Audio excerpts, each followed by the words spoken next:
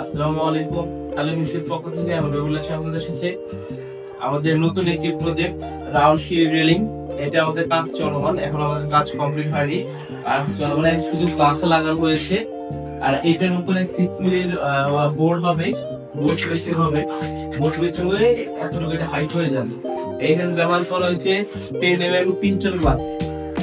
এটা পুরোটাই ব্যাং গ্লাস যতটুকু আছে এর উপরে আমরা ব্যবহার করবো। দেখতে পাচ্ছেন আমার হাতে, এটা হচ্ছে সেগুন কাঠ।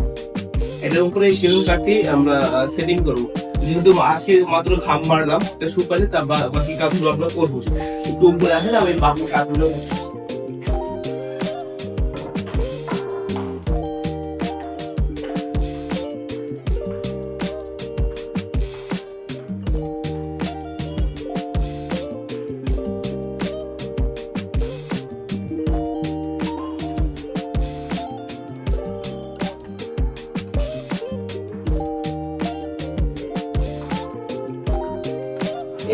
এই জায়গাটি হচ্ছে একদম স্ট্রেট গ্লাস। এটা স্ট্রেট গ্লাস, এটাতে কাট সেটিং করা হয়েছে।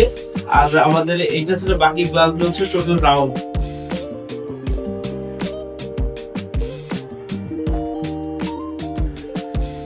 আমাদের যত ব্যান্ড গুলো সব আমাদের নিজস্ব ফ্যাক্টরিতে হয়।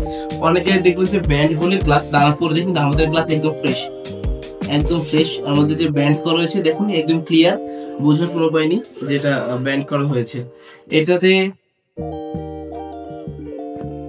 এটাতে আমরা আলো ব্যবহার করেছি, আমরা উপরটা হাতুল ব্যবহার করেছি। এটা বারবাটি কাঠের, যেহেতু ওইটা পশ্চিম বেশি হয়ে যায়, এই জন্য বাইরে চাপসে দিয়ে ওইটা আমরা সেগুন যেন দিই, সেগুন। আর এটাতে আমরা দিয়েছি বারবাটি কাঠ। এটাতে 6 mm tempered, sorry 10 mm tempered glass, না ক্রিস্টালের 10 mm টেম্পার্ড গ্লাস, এবং নিচে ব্যবহার করা হয়েছে চায়না পোস্ট। এইগুলো শর্ট পোস্ট, আপনি দেখতে বুঝতে পারবেন, এই সমস্ত শর্ট পোস্ট চায়না পোস্ট গুলো আমরা সেটিং করেছি। আমি যেহেতু না বুঝতে পারছি কতটা স্ট্রং হয়েছে, খুবই হাই রেটে স্ট্রং হয়েছে এটা।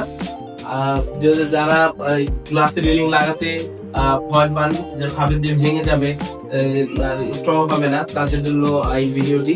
আমি যদি ভালো করে লাগে মাত্র খাম্বার হয়েছে, তার সাথে ভালো করে লাগে তাহলে বুঝতে পারবেন যে শুধু সামনে তো কাটছে। যদি আমরা এই গ্লাসটা এই উপরে কাঠটা পুরোটা লাগাই দিই, তাহলে 100% সব ভেঙে যাবে।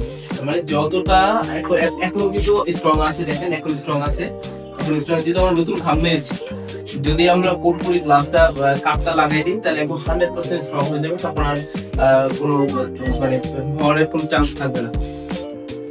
সাথে থাকবে। ধন্যবাদ।